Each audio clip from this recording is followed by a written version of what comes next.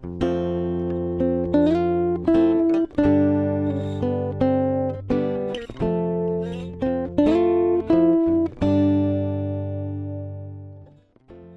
this is 2 Minutes About Time with Luke Allen and Robert E.G. Black, the podcast that takes a look at the film About Time 2 minutes at a time.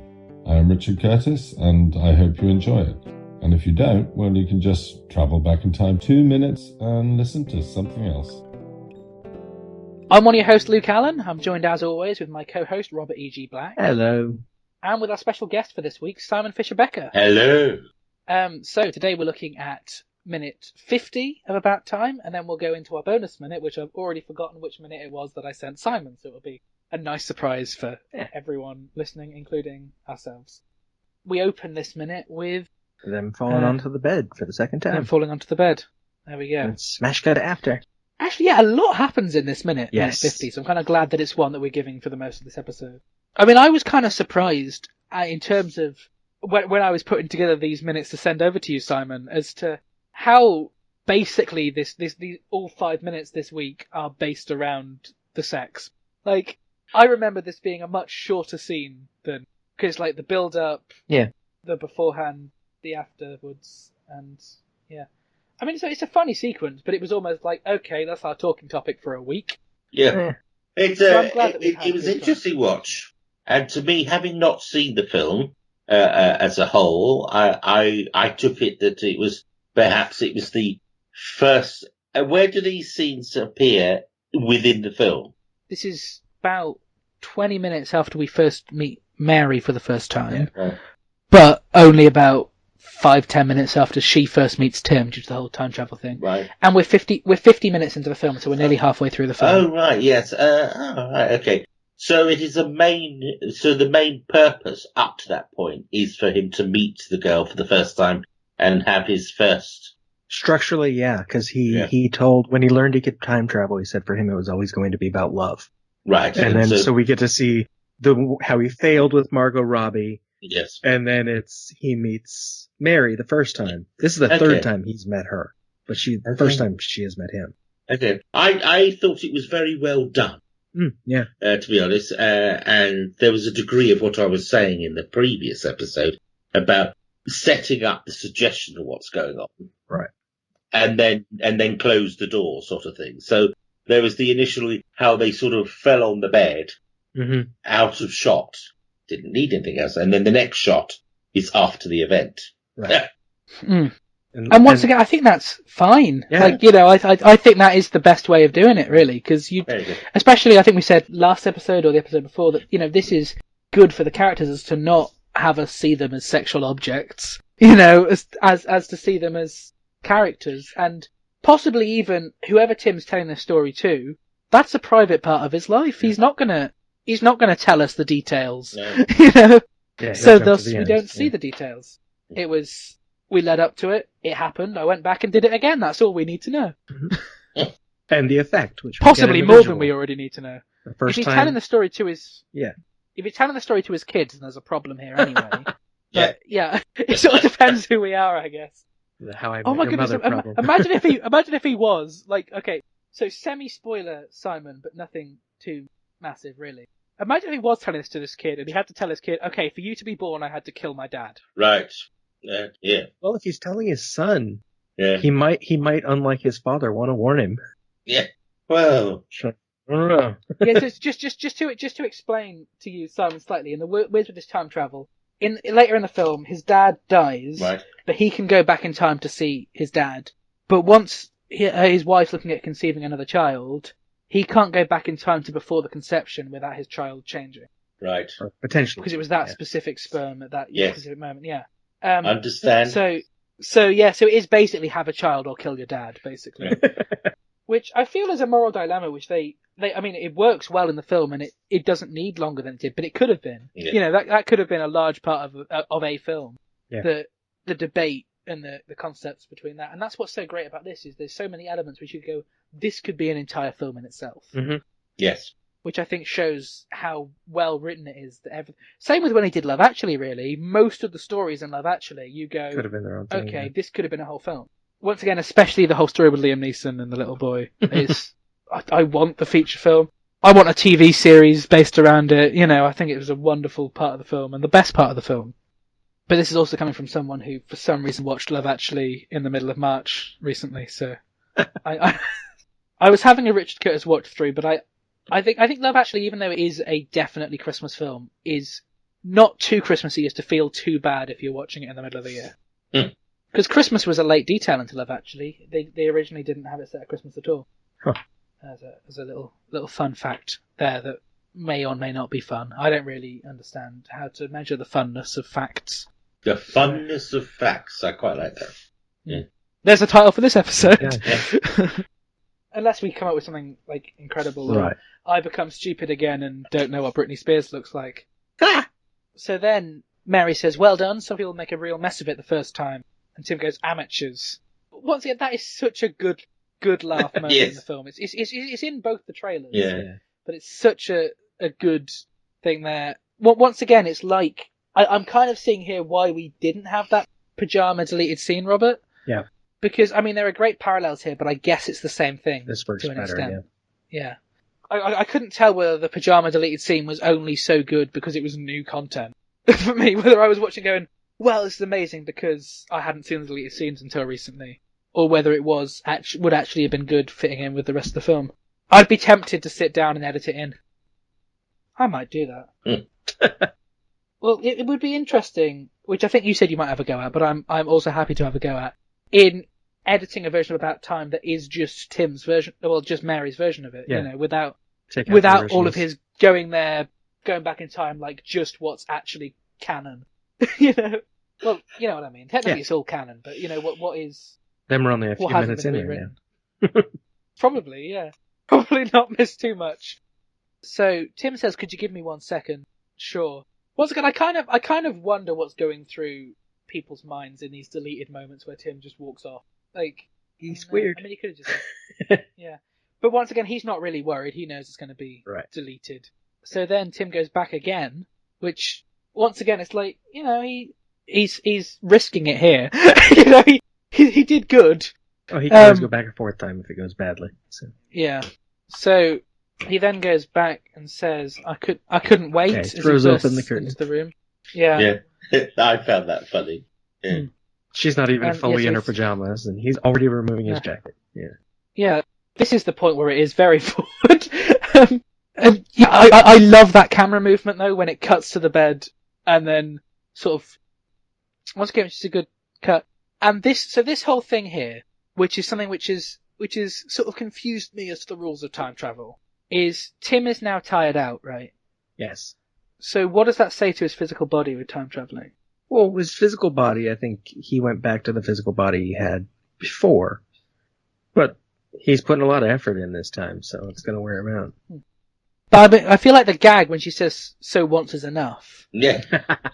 I felt like the gag was he'd done it several times and she didn't know. There's probably some physical wear and tear, even if it's psychosomatic for him doing this 3 times in a row. It's gonna be tiring. See, because I always wonder, just a slight tangent off, is how does the Doctor deal with jet lag and the equivalent of, because it's quite fatiguing. But in the context of this scene, I took it that they had a particularly energetic episode. Right. Yeah. And that's why he was knackered. But I think it does still work. It's also the joke works anyway. It works anyway. And even if he's tired out from that, and then that's not completely fair is a callback to the other thing. Yes. I think it's fine as a mix of both. But it also highlights that she may be a lady of more experience. Yeah, maybe. Yes, and not so much a lady. But it's an example of how you could interpret anything really any way you like. But I liked it very much, and I loved the whole thing with them tangled in. Yeah, it doesn't really suit the Mary character. This is when she's first met him. Like, they've literally only just kissed for the first time. Mm-hmm. It doesn't suit Mary at all. Or this tells us more about her than other scenes do. Yeah. Yeah. Well, just considering how cynical she was of Joanna. But I think when the people are watching it for the first time, I don't think it really twigs to them that Mary's only met Tim like 5 minutes ago in the film. Yeah, because we've seen it. I think it flows well. Yeah, because we've seen them together and we've seen them hit it off really well in 3 different occasions. I think the fact that it's only been the one is fine. I think the way when he comes into her room the first time and she's sitting in the pajamas and she's like, it's like she's playing at being sexy, but she's wearing the pajamas. It feels like she's almost as awkward as him, and maybe she's not that experienced. But also, it could be she just gets nervous every time because maybe she's used to one night stands and now she kind of likes this guy after walking home with him. Yeah, so she's kind of scared as to what it could turn into And that makes sense. And obviously, I realised I missed Tim's first line because I went straight onto the So Once Is Enough. Tim says, "Best night of my entire life, and now got suspicion I'm going to have the best sleep of my entire life." Yeah. Which once again, it's a good line. Yeah. And I think it's great that we do cut straight from this to them being a couple. Yeah, to the montage. Yeah. And actually, in terms of this is just something which I put into practice to go from the first kiss to the sex scene quite quickly was something I put into practice when I was writing Unstable. People probably didn't notice, but I was quite proud of this directorial move. That when the 2 main characters, listeners, if you haven't seen my film Unstable, please watch it. I've referenced it enough on the show that I might as well ask people to watch my film now. It's on YouTube. So when Adam and Sophie first kiss, I then cut straight to the drugs on Adam's table and him high. And that was to sort of show how he was getting his pleasure elsewhere. You know, that sort of cut. Whether that was clear to anyone, I don't know. But once again, I feel like when it's unnoticeable and subliminal, maybe that's better. I don't know. It was one of the few things where I wrote and I was like, I'm proud of that. It's like that. But yeah. So I think it is definitely a cliche with romantic films to go from the first kiss to a sex scene, or to go from romantic rising to that. So yeah, when we cut to the flash forward, we have the song "How Long Will I Love You" playing, where we hear the start of it. Well, before we get to the song, because that's a lot of next minute too. So next week, the visuals on the 3 bed shots are great. I don't think we really comment on it because the first time they're like laying very nicely covered by the quilts. Yeah. The second time, the bed's a mess, quilts on the floor, but they're still on the bed wrapped in sheets. Third time, we cut to an empty bed, and the camera has to move down to find them. So apparently, No, I was just going to say I really liked that. Yeah. So that third time was definitely energetic. It got So apparently they were originally going to use a pillow to cover up Donal, and they ended up changing it to a duvet very last minute. And Richard Curtis said that's what saved the entire shot. He said he probably wouldn't have used it if they'd used a pillow. It would have been a bit odd, I think. He probably wouldn't have noticed it too much, but like comparing it to this, it would have been different. We would have noticed because she's got some weird pillows in this room. Yeah, that's true. There's no just plain white, unless it was just the actual pillow, I guess, on the bed. Yeah, the two still on the bed. But then it would be kind of weird to. I'm not going to start to wonder as to how and why the pillow would move from there to the floor, and I think that would lead to more questions that on a show that's trying to remain clean. You will learn. On a show that's trying to remain clean, we're probably not at liberty to discuss. Once again, this would be an interesting thing about podcast censorship. How far in conversation like this can you go before it needs to be marked as explicit? Whereas, because language is obviously obvious and clear. Probably fine. Yeah. I think we're fine because we haven't used any vulgar terms. And you'd assume that people listening to this have probably seen the film as well. I think that's probably a fair assumption for the most part. We might have a few listeners who've come along for you, Simon. But what you need is a few comments that are negative because that'll get more attention. Yeah, we need to become a controversial podcast. I don't know how a movie by minutes of a Richard Curtis rom-com could become controversial, and would probably lead to Emma Freud unfollowing us on Twitter. But how do we do it? Yeah. This was the week to do it, and we failed. No, I think we get to the wedding, the most iconic scene, and talk about why we hate the entire movie. This is a complete. Yeah, that should work. Wouldn't that be brilliant though? To actually just change opinion for one episode. It's a shame we don't have an April Fool's, because we'll probably have covered the whole thing by next April. Yeah, unless we end up going on a massive hiatus. Yeah. Who knows? Have we got anything more to say of the post-coital scene, or do we go straight into the montage now? To the montage. So we have How Long Will I Love You playing, which is a cover of a Waterboys song. And this is played by John Bowden, who we see briefly in shot. And I'm going to pretend that I've heard of any of those musicians before. Once again, that might just be because I don't know what music is popular and what music isn't. Like, my taste is pretty out there anyway. That, like, I don't know. Are they artists and bands I should know of? I think I've heard of them once or twice, but maybe just from this. Other than this, I don't think I'd heard of them. Although the Bellowhead thing sounds interesting, though. It's a 11-piece folk band. They apparently did some project where they were recording a different folk song every day and putting it on a website for a while. You've done so much research into this. It's incredible. Well, next week he's in that's true. So I guess it makes sense to search that up. I want to know who he was. I did more prep this week than normal. I had arranged with a friend of mine, it ended up not working out, that she hadn't seen About Time before, so we were going to watch it, like, she was going to get hold of it online and we were going to watch it at the same time and, like, message through it. And then something came up, so I was like, okay, I've got 2 hours free now. So, because I normally end up being, like, 5 minutes late to recordings, it was like, okay, I'm going to set everything up. I like, it was about 2 hours before we recorded, and I had all the minutes set up on the computer. I had the Blu-ray set up in case I needed to check anything on the commentary, which I haven't needed to, which is good. So, I mean, I really like this song. Like, well, we could talk about this song more next week. I mean, we don't get any lyrics yet this minute. Yeah, so the montage involves them leaving the house. Actually, Robert, visuals are your thing. I always forget. Oh, yeah, they are outside that place. The Delia's right there. Subway stairs. I don't know if I guess it's Maida Vale Station. I don't know how you say it. Which is where the montage is going to take place, which is actually at 1.4 miles from Mary's place, which is not the closest tube station. I was going to say, yeah, there would be I must say. Another tube station. There are 2 of them quite close to where her apartment is, and this isn't one of those. But I think they wanted it's a very simple station, because it's basically 2 tracks, 1 platform, or 2 platforms with a little divider. And so I like that we do actually see the busyness of the tube station in this, because later on in the montage, or later on in the film, I can't remember, I tend to remember thinking, wow, that tube station's really empty. Well, there's a couple shots that seem to be late at night, so it's kind of empty, and then some busy ones. I don't go to London that often, but it tends to be really busy in the tube station.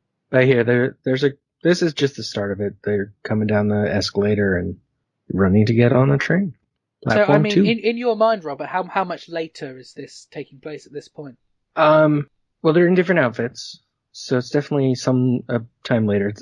He hasn't moved in yet, because there's a part of the montage where they're carrying, like, luggage and stuff, which seems to be the moment he's moving in.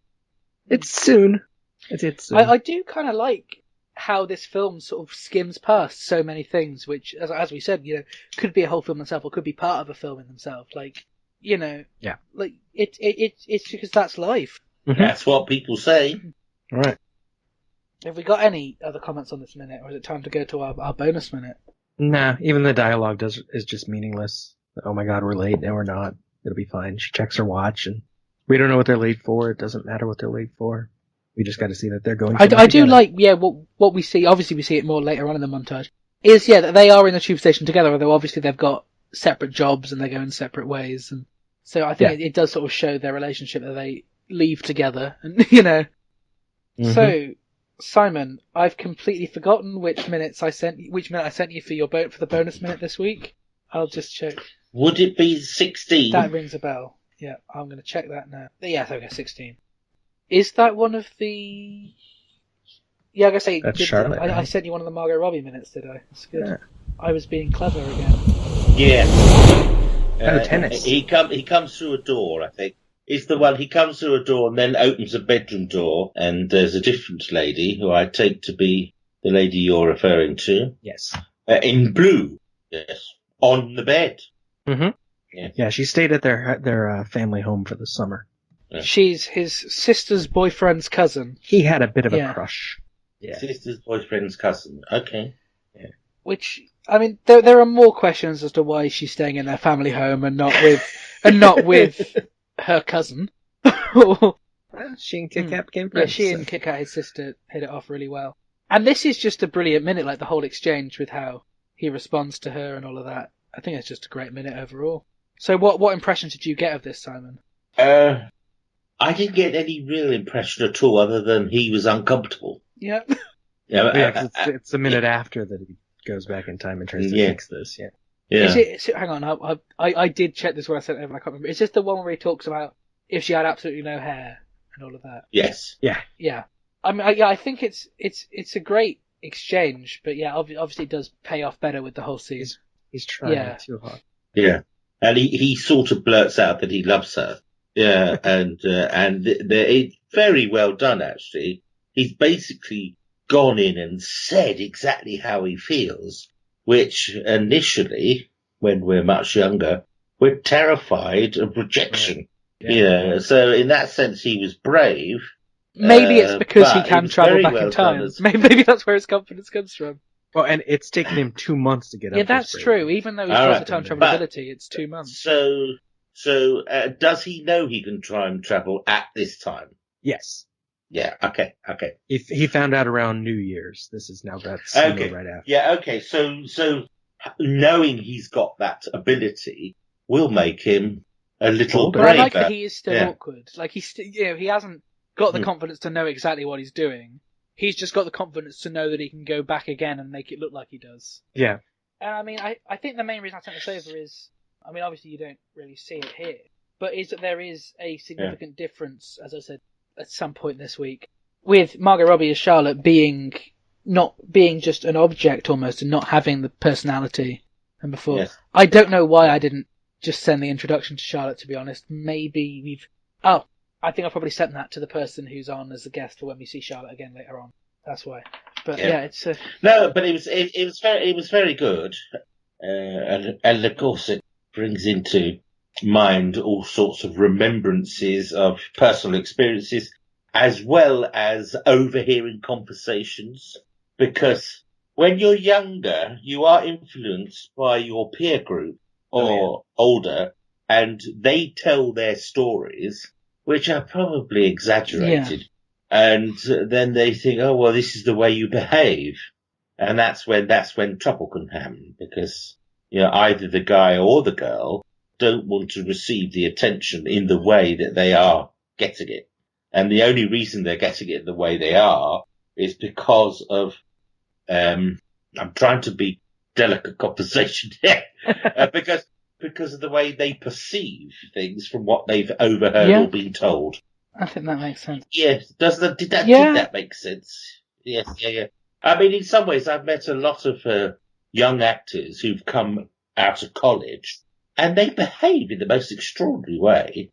And it's because that's how their college has taught them the way they should be. I worked for my agent for a year, and the way some actors coming straight out of college talked to the agent was quite extraordinary. Huh. Quite extraordinary. And how they expect to get any work or an agent at all, I have no idea. And then you could turn that on its coin for relationships. Some people behave in a certain way. You got the lads who walk around with these strapping shoulders looking quite ridiculous, in my opinion, and they think that's the way they can trap a girl. The language they use, I could trap her and bed her in 20 minutes. Well, if it only takes 20 minutes, then you're doing something wrong. Yeah. Yeah. And so that scene was very good, I thought. I mean, even your mentioning of an agent just sort of makes me intrigued, because, and especially the way that other actors are, is with the actor people I know, I've known some people, just in terms of actors who I've tried to get on board with other projects and things, I've known some people whose agents are fine with the actors finding their own work here and there and doing freelance stuff, doing stuff for free, doing stuff like that. And then other people who haven't. Like, how have you found your agent to approach to doing, student films and little things? To be honest, it's a discussion that you should have with your agent. And there are some agents who are quite strict, and they start to tell you what you can and can't do. I'm very lucky that I just discuss things with my agent. And sometimes, for example, after Doctor Who, I was invited to do conventions, and initially convention organisers were contacting me via my agent, but some organisers can be very complicated. And my agent found it too much work when she's got other clients to deal with as well. Yeah, and so she just passes it on to me and says, "You can deal with it." And that way we negotiated a different commission rate. With you coming to my premiere, I guess, with other actors, I would have had to have contacted agents and stuff to even arrange something like that, which I'd imagine most agents would just instantly kind of say no to, I'd probably think. I don't want to badmouth any agents. We can even if you mention stuff by name, we can bleep stuff and we can cut stuff out. Well, I can give you an example from another perspective. I was a deputy theatre manager for a theatre in Barking, which is northeast London.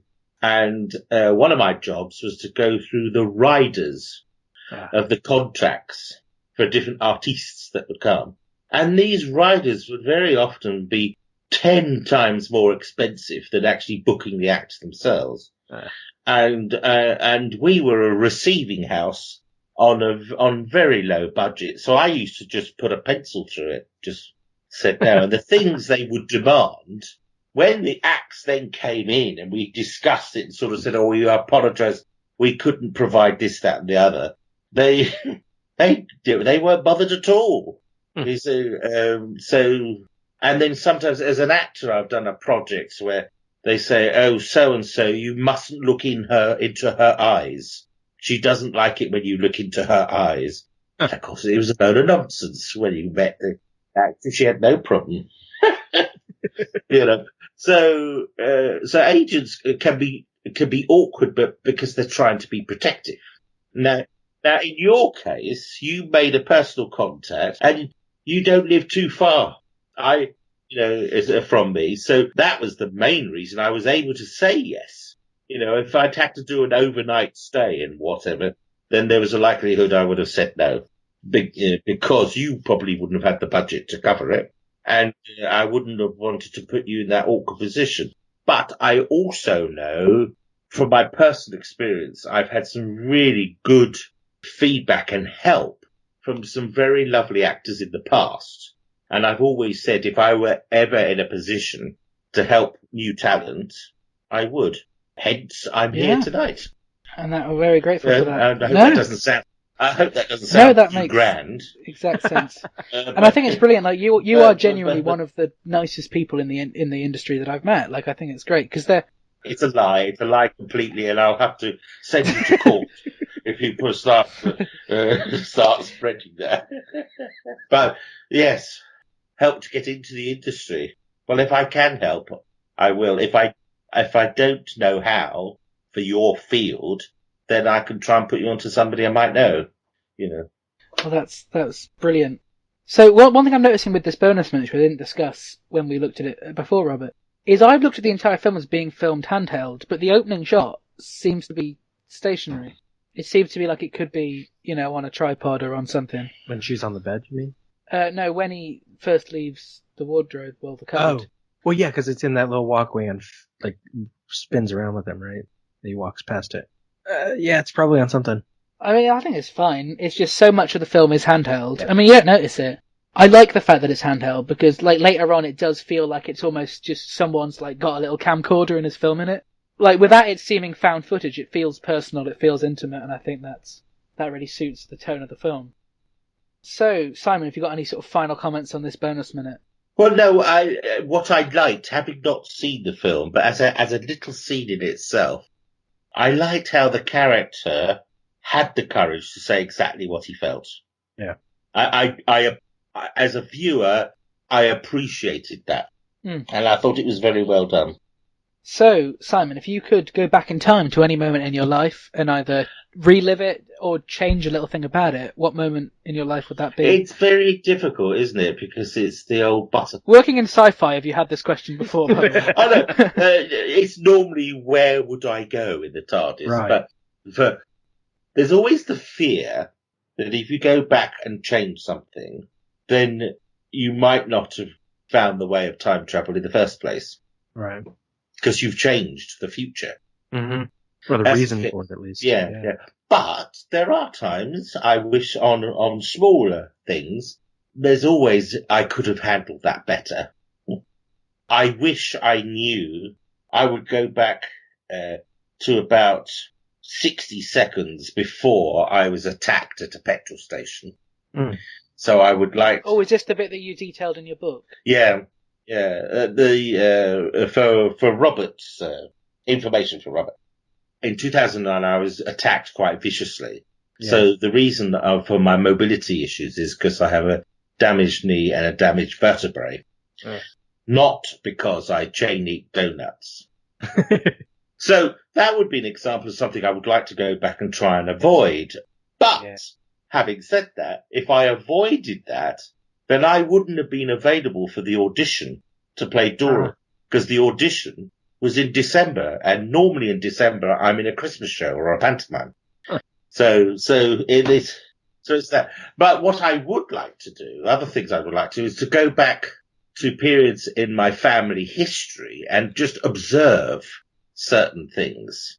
I mean, for example, my grandparents eloped in 1938, and there is the story behind that, and I would like to go back and just see whether whether the story is true or not.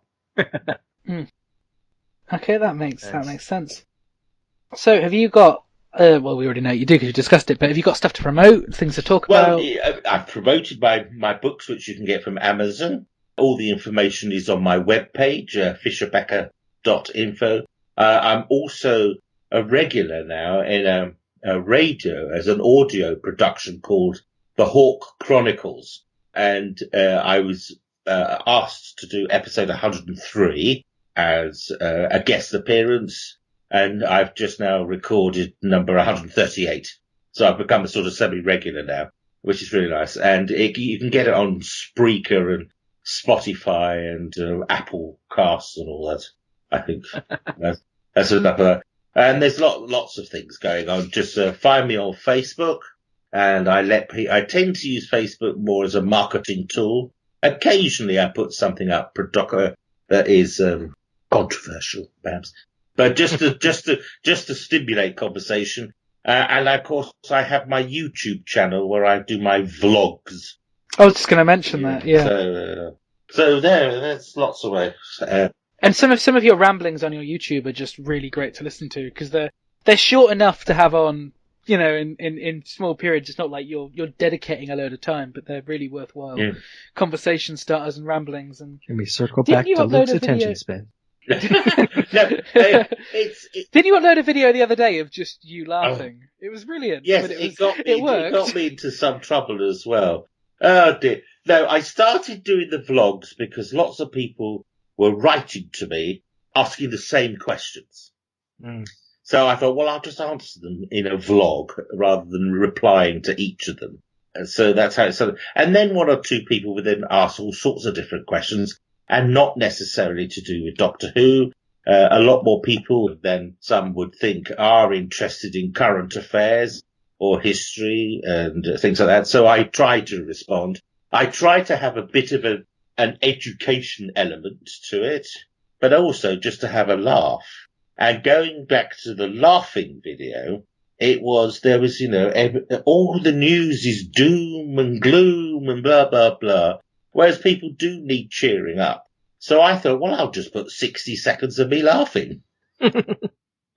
Which was, it's effective. Your laugh is very contagious, to be honest. It was very effective. And, people have said they only have to think of that video and it makes them laugh. But I did get some people just felt with people losing friends and relatives that it was insensitive.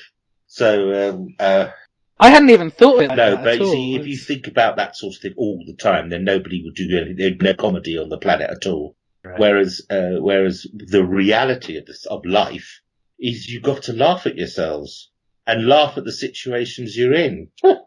Oh yeah, completely. I mean, I agree. Although I don't agree with several of his jokes, I agree with Ricky Gervais' idea that there isn't a single topic that you can't make jokes of. It depends what the joke is. But I think that who are you insulting when you make fun of a bad thing? Yeah. Like, if you're always... no one's on the very few people. If you make a joke about Nazis, who's there defending Hitler? People still get offended by it, but it's like there'll always be an element of people who have a trigger finger to be upset. And it's just there. That's just their nature. But one thing I have learned from this experience with the lockdown is, having had to go through 35, 36 years of people telling me I don't have a proper job and all that sort of thing, what we have found now is entertainers and all those who work in the entertainment industry are an essential worker, because everybody, as we've said, they're binge watching box sets. They're relying on the television, radio and music to keep them entertained. And we're doing something for them to look at now. And so I can say with pride now that my choice of professionalism has now been given a boost. We are an essential industry. And I hope they remember that once things have settled down. Yeah, I think that's one of the things one of the things I was sort of partially worried about in terms of the industry is when you're seeing some of these shows work now and run with skeleton cast and crew. Do you think there'll be fear of people losing their jobs with the realization that they can go on without them? I think for a short period there may be that. So I think in a short period there'll be less money offered. So we have to then work out, well, if that's the case, are the government going to keep their technically furlough or whatever the schemes are to help actors? I think there's a lot of theatres, particularly older ones, may close. But I think on the other side of the coin, there may be more opportunities for intimate theatre, venues that have 50, 60, maybe 100 seaters. So I don't think the industry will die. There may be even a thirst for theatre after all of this. But I think it will get to a point that people will want more than one character on the screen at a time. So we just have to see. Yes, it is suck it and see, and not to worry too much, just provided that there is some sort of safety net until things get sorted. Personally, I think the whole coronavirus thing is going to be with us for at least another 6 or 8 months. At least. So. But maybe this lockdown thing won't be. Maybe we'll be the lockdown a little more relaxed. I can't see. Maybe cinemas will open sooner. I can't see too many theatres opening. No. I think that there's conversations about schools opening like in a month, which will have been a month ago to the listeners. Yeah. Here, it won't make much difference to me because I won't be having to go in anyway. I won't be back till September.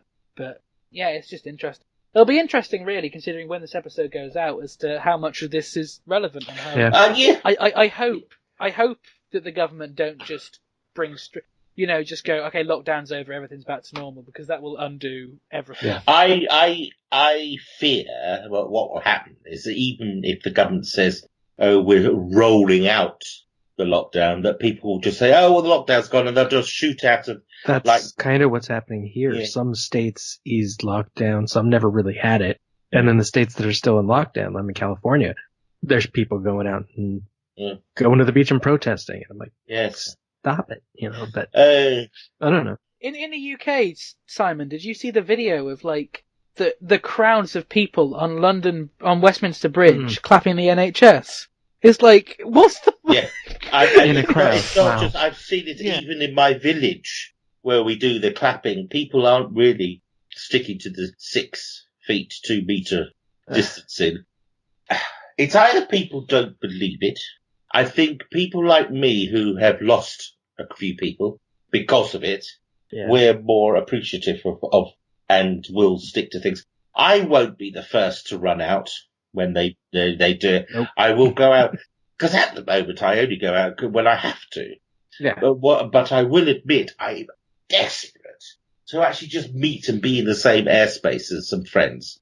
That's what I've missed terribly. But we'll just... I used to find it quite stressful volunteering in a charity shop, and I dropped out of it about a year ago. Like, I enjoyed parts of it, but I found it quite stressful in a lot of times. I've been missing that so much, the idea of just there talking to people behind the counter, stacking shelves. I miss little shops. Obviously you've got supermarkets and stuff, but yeah, I miss second-hand shops. Although I travel around on my mobility scooter, I miss going out and exploring.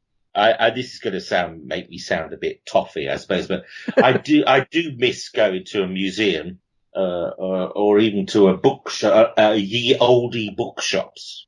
I just love the smell of them. Yeah. Yeah, I rarely buy stuff from bookshops, but I love going in and just taking in the atmosphere. Yeah. Well, isn't there like there's a whole street in London pretty much, isn't there, of just bookshops? Yes, there probably is. But, I know, where I was in Belgium one year, in, Brussels, I think I was, and there's a whole street that is just restaurants. Everything, bar one, when I was there was one shop that, amongst all these restaurants, that was an art shop. You could go and get your paints and your easels and things like that. So I have often thought during this lockdown, I wonder how they're coping. On the television, seeing places like Trafalgar Square and Manchester and places in Birmingham completely void of people is very surreal.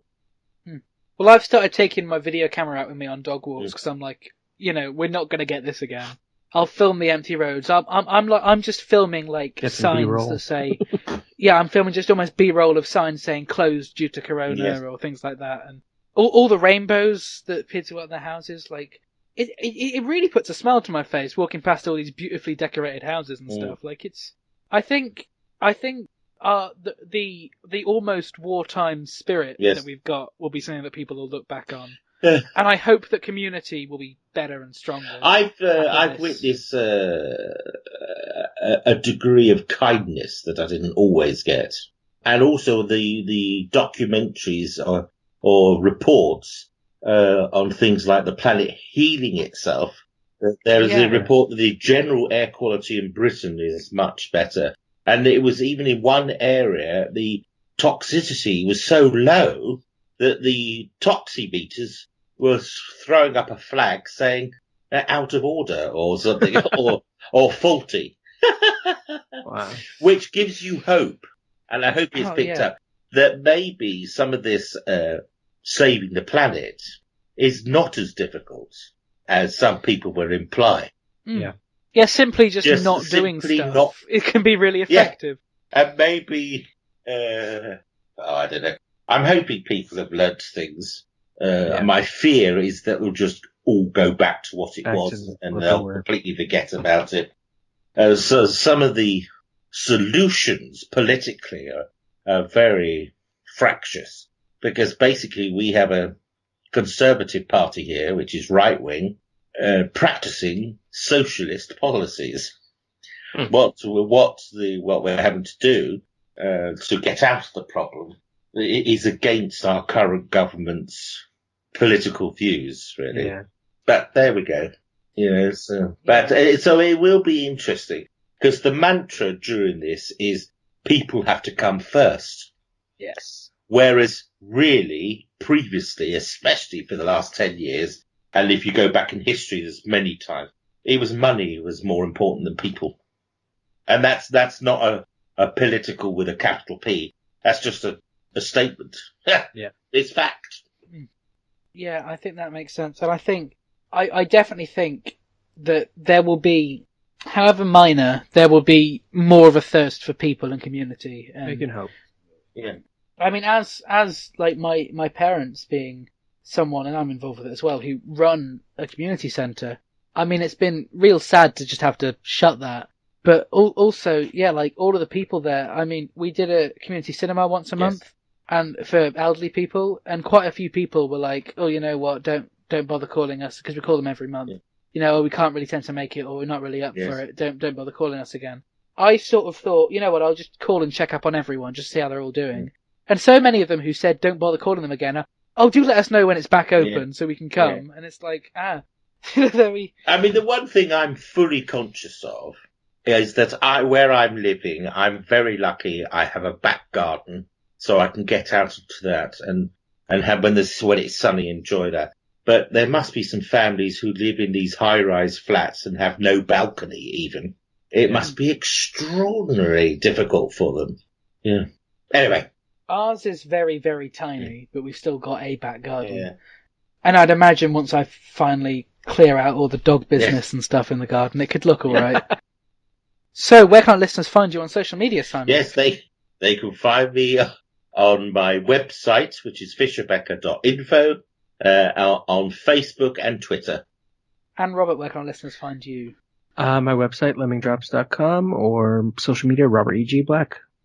Okay, and our listeners can find me on Twitter at llama_bottle0. They can find me on Instagram at thegingerluke. They can find me on Facebook at Luke Allen Film. And they can find all podcast short films, radio appearances, all of that at lukeallen.co.uk. And this podcast is available on Facebook, Twitter and Instagram at 2 Minutes About Time. And they can join our Facebook group, The Cupboard, to hear us talking about all things about time and this podcast. And this website has reminded me that one outro we could do is the Ferris Bueller outro. So, you're still here? It's over. Go home. Go. Go! There we go. Go! Go! The 2 Minutes About Time theme is performed by Ethan O'Mahony and is a cover of the About Time theme, originally composed by Nick Laird-Close. 2 Minutes About Time is a production of Lemming Drop Studios in association with Bottle O Productions.